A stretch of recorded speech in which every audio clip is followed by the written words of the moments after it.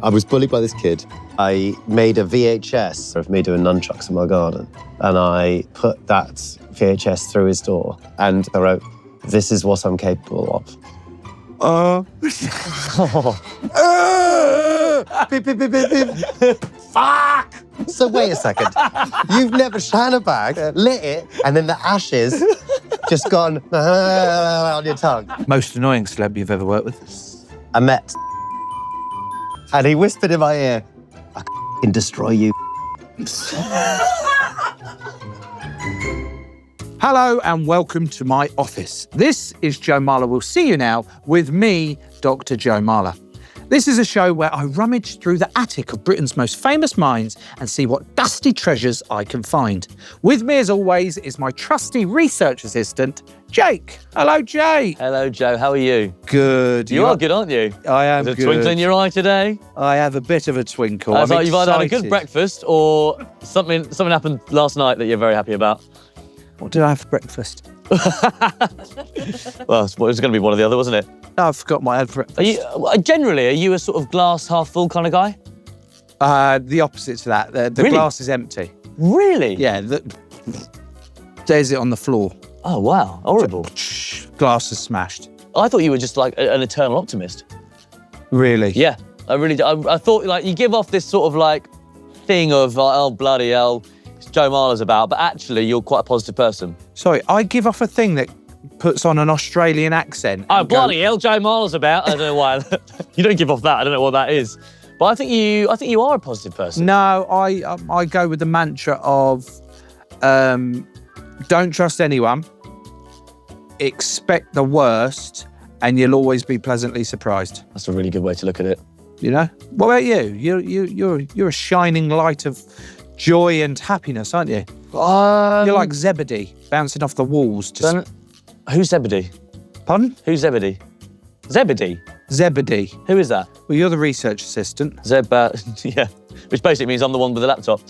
Zebedee was a first century Galilean fisherman known primarily from the New Testament as the husband of Salome and father of apostles James and John. I am a bit like that.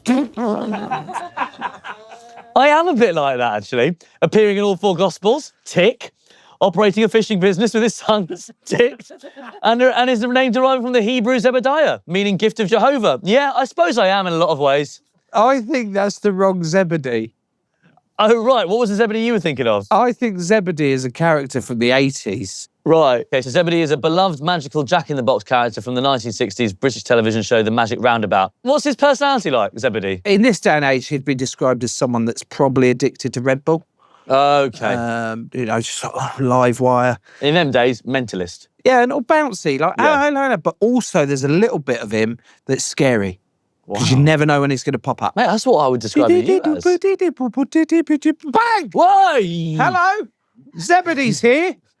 That's what can happen. But then after that initial shock, you're there like, oh, this is so fun. He's got such great energy. And that's how I feel about you. I really feel you just described yourself. I really, really do believe that. I'm probably more Eeyore. You are a bit Eeyore, yeah. I'm not from the Magic Roundabout. I'm more Eeyore from Winnie the Pooh. Yeah. You know? Well, Joe, look, I'm very excited to introduce today's guest. Who we got? He's a comedian, presenter, one of the most positive, likeable people that this office has ever seen. Michael Barrymore. I caught you off guard, didn't I? I think I got you. It's Joel Dommett. Joel Dommett, yeah. Huge. This is great. Do you think you can trust someone as sort of like eternally positive as Joel? He's very positive. He can't be that positive all the time.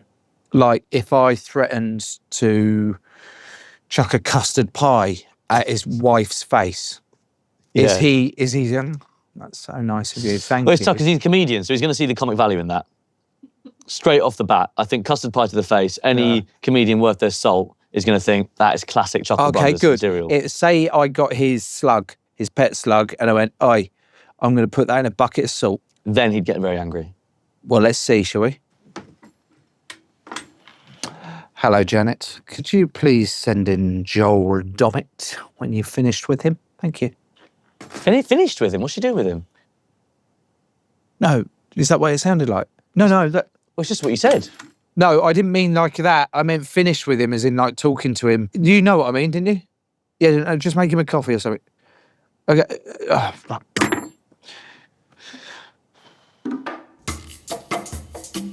Joel Dommett, everybody! Thank you. Woo! How are you?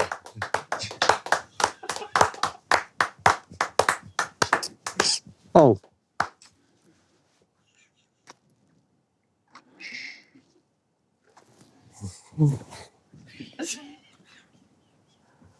Fuck's that gone on there then? Well, I would say that it's the most intense entrance that we've ever had from a patient. There was an aura of positivity around it, but it was also very intimate as well. How long has it been since someone's kissed you on the forehead? I'm completely thrown by the fucking fact my forehead is still wet Yeah.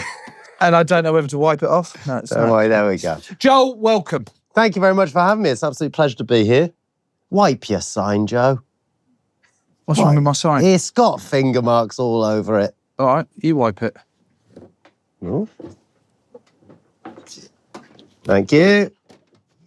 John, then. Oh, this is fun. Well, you're the one leading the charge, apparently. I don't think I've ever used one of these before. Me neither. I bet you if I used it on you, your heart would be beating so slow. Why slow? Just because I imagine it must be so draining carrying that body. Do you know what I mean?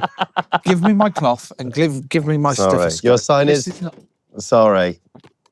This is not the start I was picturing from the nicest man in showbiz. Sorry. First thing I ask every patient / client / guest is, can you say hello to Jake, please? Hello, Jake. Hi, Joel. It's an Really good to absolute see you. pleasure to meet you. Really good to Like meet proper. you. You've really brought an air What do you of mean positivity. proper? Like we've met before, Well, how? but through work vibes. Two work vibes. Yeah, we've sort of met sort of on the peripheries of each other, but it's really nice to meet properly. I'm a fan. Wow. I'm a fan of his. You've single-handedly brought the most positivity into this office that we've had from any guest straight off the bat. I'll say that. Yeah. I'll say that. If anyone else wants me to kiss their forehead, I am fully available. Apart from that guy in the corner. He doesn't mean that. I don't mean that, by the way. Doesn't. It's a safe working space we provide here. So we've got the kisses and the hellos out of the way. Yeah. Now is the time for the intake questionnaire. I'm very excited about this. Okay, full name. Joel Dommett. Patrick, middle name, if you want to pop that in. It's a weird way of saying your name, isn't it? Yeah. It's like a version of James Bond saying his name, but with if he was to include a middle name. My name's Joel Dommett. Joel Patrick Dommett. So that's good. Star sign. Gemini. Occupation. I'd say comedian. I'd say presenter. Different people would put one of the other first. I think I'd probably put presenter now first before comedian, even though I consider myself to be more of a comedian than a presenter. It's a confusing way. I don't know. Yeah. What do you want me to put? Comedian. Comedian. Yeah, comedian, please. I love presenting. I love doing stand-up. I love presenting because I love autocue so much. Sure. I love autocue so much. Why? It's just, I wish autocue was in life. Like when I go to a party, I wish I could just sort of look over someone's shoulders and be like, oh yeah, so where have you been recently? Do you not worry that you'd then come across as like some sort of AI robot? Yeah, Or a sort lizard. of. Yeah. It's hard though sometimes on autocue. I do comic relief, and the tonal changes are really difficult. And because it's in the autocue, sometimes you don't know it's coming. And Like an example of a tonal change. so this is me last year. See if you could see where the tonal change is supposed to come. I went, that was a sketch by the cast of Ghosts and Kylie Minogue. How incredible was that? Coming up, we've got Dawn French. And for the first time in 25 years, the cast of Blackadder are back together. But first, human trafficking. Honest. The audience cheered. They thought it was a band.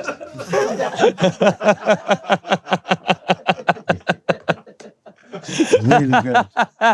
Really, really good. I'll say comedian.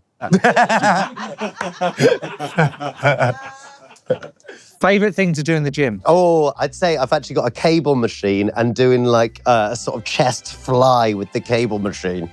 It just like, and because it's right opposite my machine. I've got a mirror and it's the best I ever look.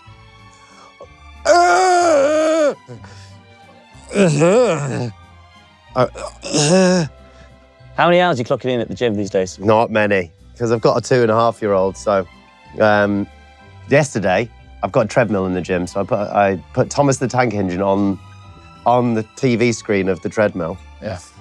And then I sit my son on a little chair behind the treadmill, and then I run on the treadmill whilst both of us are watching Thomas the Tank Engine. So it's a weird setup.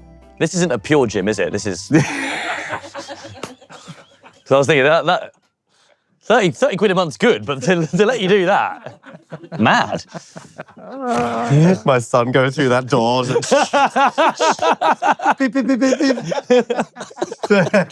beep. Worst masked singer costume? Worst one. Look, the worst costume I'd say was probably, there was Chris Kamara. He was Ghost. And there's not much more that you can do than a sheet. It was just basically a sheet. Okay. Favourite costume? My favourite costume, I think, was Michael Owen as donuts. What, plural? Yeah, there's like a pile of donuts, basically with eyes. That was him. And also, you don't expect it to be Michael Owen. Like, Michael Owen is not someone you expect to be Masked Singer. And the funniest thing about him was you could see that he definitely thought he was going to go out in the first episode and not have to carry on. But because his costume was so fun, the audience kept voting him through. And it's the only person we've ever had on the show where when I would reveal that they were going through to the next round, they would be genuinely upset. And it was my favorite thing where because if you go through to the next round, you've got to learn more songs, you've got to carry on. I would say, I go through to the next round, it's donuts. And to see this person dressed as a pile of donuts just go, genuinely sad. It was Michael Owen. It was fantastic, man. What's something you'd like to be good at? Something I'd like to be good at is being content. Oh. I feel like I'm very bad at being like, what's next? I need to keep going. I need to I need to provide for my family and everyone. Oh my God, and be. And actually, I always keep thinking that the next step I'm going to be content and happy. And I'm not that I'm not happy. I'm a happy person, but I just never feel at rest. And feel like I would love to stop chasing things at one point and go like, okay, I'm really happy. My family are great. We're healthy. Let's just all chill before we all start dying. Favourite celebrity you've worked with? Oh, great shout. I love Davina McCall so much. Great energy. Just good energy, Great man. energy. Just makes you feel like a thirst for life. And she's so fun, she's so wise, so brilliant. I like Davina a lot. Most annoying celeb you've ever worked with? Most annoying celeb I've ever worked with. Do you worry about answering that? Yeah. Because in your celeb world, the celeb circle, you go, I don't want to upset anyone. Mm-hmm. And also, you strike me as not really having the ability to say something mean about anyone. Yeah. And let me tell a story. And you can bleep out the name. Can we just bleep out all names in this whole episode? So I met at a party once, right? And genuinely, he was really lovely. We were chatting, it was really cool. He'd had a couple of beers and stuff, and that's fine. And you could tell he's one of those people that he's so hardcore that he doesn't know how to enjoy himself. You know what I mean? And you can't imagine someone who's that you can't imagine him to dance, right? And I saw him on a dance floor, and he doesn't know.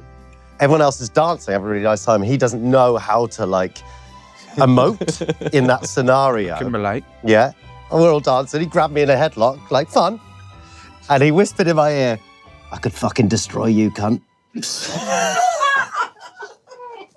And it's just that thing, no shade to the guy. He just didn't know how to dance. Okay. Oh, God. So, Is this too much?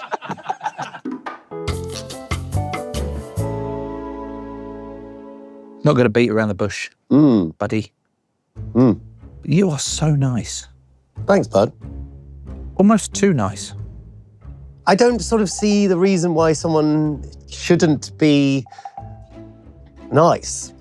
Well, Like, if you're enjoying your job and you like your family, then I feel really lucky. nobody can be that nice and then not implode later down the line. Surely, like, there's something coming around the corner with you. There was once I was going to do a gig in Wales, and the gig was weird. And I was driving back from Wales, and there was I accidentally took a wrong turning, and then I saw a sign that said no U-turn for 8 miles. The gig was weird. I was sort of wanted to get home. I was tired. And I just remember just like driving and seeing the sign, no U-turn for 8 miles. I went, fuck! And then I was like, oh, that's what it feels like. I was like, I think that's what it feels like to be angry. Right. I think we need to delve into that a little bit more. Oh, okay. I want to get nasty with you. Oh. Like real nasty. Oh. Like sort of Christina Aguilera. I think that was dirty. That was dirty, wasn't yeah. it? I thought it was nasty. It's different. Were you always nice? Like, were you a nice boy growing up? I think Or was this something you've developed? so, yeah. I didn't really know that it was a thing that I was nice until actually quite recently when everyone kept on saying I was nice on podcasts.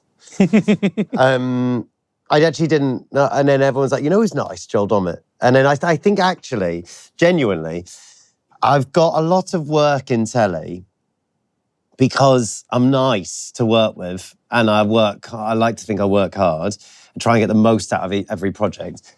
There's definitely people who are they're like, I'd get booked for gigs in the early days of stand-up because people would be like, well, he's a nice guy to hang out with. This person's funnier, but I don't want to be in a green room with that prick. So let's get Joel because he's nicer. But what about before comedy? Before, like, TV Joel? Like at school, were you like the fisherman's friends there? Like everyone's friend? Yeah, I sort of used to get, it was a mixture of a bit of bullied, but generally like friend. I would just but I'd get bullied by a certain bunch, but because I just tried to get on with everyone. I tried to like get on with all the people. Because you didn't like confrontation, or? Yeah, I'm bad at confrontation. Yeah, I'm not very good at it. I was a weird kid. I was obsessed with nunchucks when I was in school. Really good at nunchucks, turns out. The length at which you said none, I thought you were just going to say nuns. You're obsessed with nuns. I was obsessed with nuns, and I have to be throwing them. I'd quite like to see that, actually. How do you get into nunchucks? It's quite a dangerous hobby, isn't it? I was obsessed with taekwondo, and then I realised I don't like confrontation. So when it came to the fighting element of taekwondo, I was really bad at it. But there was an element of taekwondo that you could sort of do, was just nunchucks. And you don't fight anyone when you know nunchucks. You essentially do a display. So what I realised in all of this is that I thought I was into martial arts, but actually I just love dancing. And you do a display. So everyone else would you go to competitions like at Swindon Oasis. And it's a legend. And you'd just like, there'd be judges sat there and then you'd be there just like,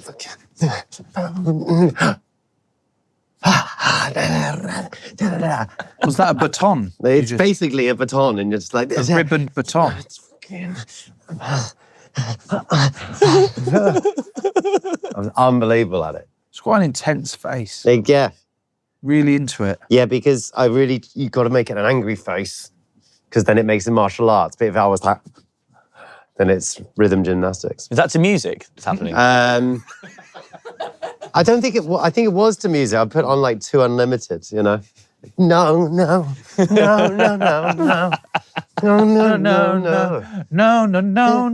Yeah. Yeah. Do you believe in life after love? It's close. Yeah, close. yeah. I was, I'm trying to remember this story. I was bullied by this kid.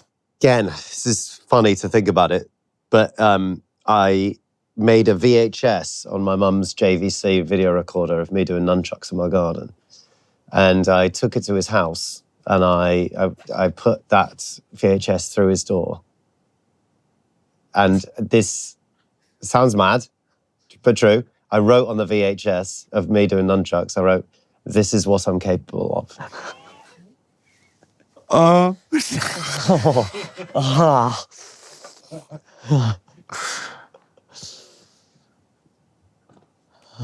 Didn't help. I was just about to say, I'm not sure giving the bully more ammo was the way to go about it. Yeah, it wasn't great. I would have maybe shit in a bag and posted it through the letterbox. And then, like, have you ever done that before? No, I wish I knew you in school. You've never shit in a bag? I don't think I've ever shit a bag. You're talking to me like as if that's a thing you've done That's a lot. what Joe's capable of. Yeah, so yeah. You've never, hang on, you've never shit in a bag? I've Ever? never shit in a bag. Well, what about a paper bag? The type of bag doesn't... You've never shit in a paper bag and lit it and put it on someone's doorstep? Oh, lit it? This story's becoming bigger. Every time you keep adding a detail, you're liking it now. It was bad enough. Every time he says no to the initial thing, you're surprised he hasn't done the step further. So, no, I've never done that. So wait a second. You've never shat in a bag, lit it, and then the ashes just gone on your tongue. You've never done that. That's actually my next question. In hindsight, when I look back, all these amazing things that had happened, I would be an entirely different person if that didn't happen to me. If I'd just gone through school like, yeah, great times, then I probably wouldn't be a comedian. I probably wouldn't have found this weird bunch of friends who also felt like slightly outcasty people. Yeah, I'd be less colourful as a human being if things had been easy. You strike me as a Gemini. Gem, types of gem, diamond. You strike me as a diamond, a girl's best friend. How are you with the ladies? In school? Yeah. Or now? No, you're married. Yep. Child, one on the way. I think you're doing all right. Yeah. But young Joel, were you a diamond? I, like everyone, I think sort of struggle with it. Like, I remember just being called frigid a lot. Do you know what I mean? Do you remember that in school? Everyone used to call everyone frigid. I would say, though, first thing you did was plant a kiss on his head. Yeah. So opposite of frigid. Yep. I used to be called Fridge. Because I used to spend a lot of time in there. Oh, I thought it was because you looked like the size of a double fridge. I thought you were maybe like, because there was something fridge-like about you. Why were they calling you frigid? What was all this about? Yeah, because again in school you don't want to kiss. You don't know whether you're supposed to kiss people. People probably now just like kiss when they're like 9 or something. But like it was like quite late in that development side of things. Used to be different like bases. Yeah, bases. What would we say bases? Let's talk bases. So first base. First base. Because there's only 4, it sort of limits the spectrum, doesn't it, really? There can't be only 4. Well, that's the problem is there's 4 bases. Well, there can't be. There's holding hands, base 1, base 2, kissing, base 3, fingering through the trousers, base 4, probably some form of penetration, base 5, anal. Home run. The difference between me and you in those scenarios is that your base program is baseball, cool sport, American, people, hats, running, lots of audience. Rounders for me. When I am moving on to second base and trying to sort of rub my wife through trousers, it's usually got someone else going, "Throw the bat! Throw the bat! It doesn't count if you don't throw the bat! Throw the bat! It doesn't count! It doesn't count! He didn't throw the bat!"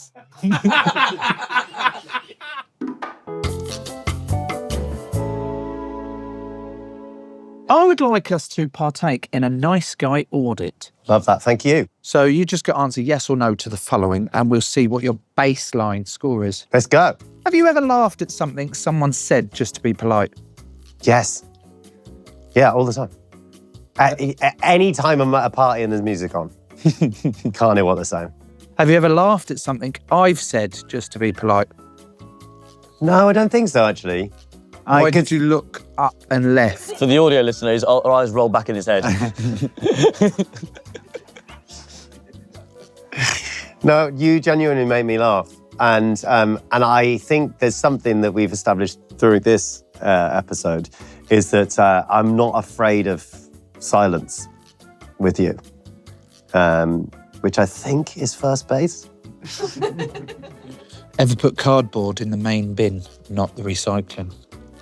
Like I'm very good with the bins. That's my job in the household is the bins. I get annoyed sometimes when my wife puts things that are clearly for the rubbish in for recycling. Have you ever told your wife that you love what she's wearing, but you're actually lying? Or do you tell her the truth? No, I do tell her the truth, actually, because when I just think that's pointless. I think it's pointless to say, I love what you're wearing, when you don't love what they're wearing, because then they'll wear that thing again, and then slowly but surely, your relationship becomes awful. Whereas if I go, when you do like what she's wearing, or you like her makeup today, or her hair, you go like, oh, you look really great today. I think it's really important to do those things, because then she'll do it the same again, and then you generally find both of you more attractive. Or I think positive reinforcements that are truthful are like the basis of like happy relationships. Joel, you are Mr. Nice Guy. Thanks, bud. You are the opposite to Nick. Nick. Nasty Nick. Nasty. Okay, yeah. But do you have any nastiness within you? That's what we need to finally discover in today's final exercise. It's the final countdown. Which actually works, I think. It really is. It really does work, yeah. I'm going to give you 1 minute, one whole minute, not a minute less, not a minute more. Okay. Or not a second less or a second more. Okay. And you've got to throw out as many insults as you can. Oh, Christ. At moi, which is French for me. 60 seconds is a long time. And lighting change. Whoa. For the audio listener, the lighting changed.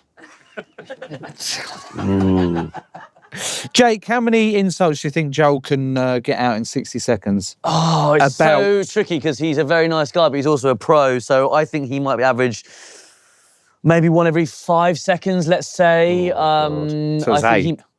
I don't know. I think 10, 20, 20. Jake, you're on the clock. Yeah. Oh, this is genuinely difficult. Okay, here we go. Time starts now.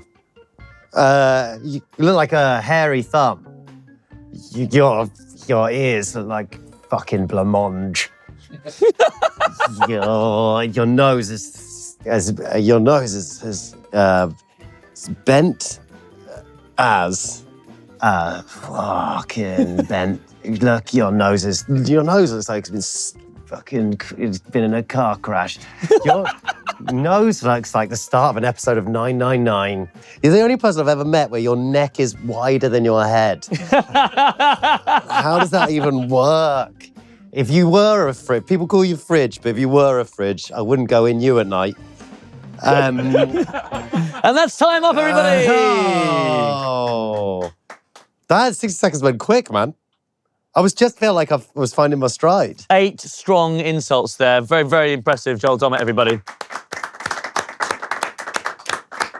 100% of the insults were based from the neck up. They were. It's exactly what I was looking at. And I'm really sorry. I'm really sorry that I said your neck is thicker than your head. That's brilliant. You are like yeah. Your body is like an isosceles triangle. Just all goes upwards. The minute is over. The lighting has changed. Sorry, the exercise has worked. We've converted him into a nasty man. I'm proud of you for giving it a go, but I think this attempt at trying to discover a nasty side in you has failed miserably. Yeah. You are genuinely one of the loveliest, kindest people that I've come across in showbiz. I appreciate that. And you make entertainment and content and TV what it should be.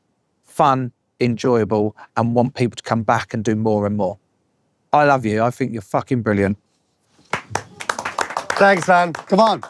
Oh, Feels so nice. Before you go, we've got a badge for you. Ah, thank you. Jake, what are we putting on the badge? We've gone with bad boy for life, Yeah! Thanks, man. which I think goes very nicely with your leather jacket. Yeah, I know. That's for you, Joel. Fucking edgy, man. Thank you so much, guys. Well done, everybody! Janet, please come and collect the bad boy that I'm is coming Joel for you, Dommett. Janet. She's coming. Goodbye. If you want to join the doctor's waiting list, then please subscribe to our YouTube channel and follow us on Instagram @We'll See You Now Show. Remember, unless it's not clear enough already, I'm not a real doctor. If you need any professional help, you'll find a link to great support services on our Instagram. I've been Joe Marler, and this has been Joe Marler Will See You Now, and I'll see you next time. Bye-bye.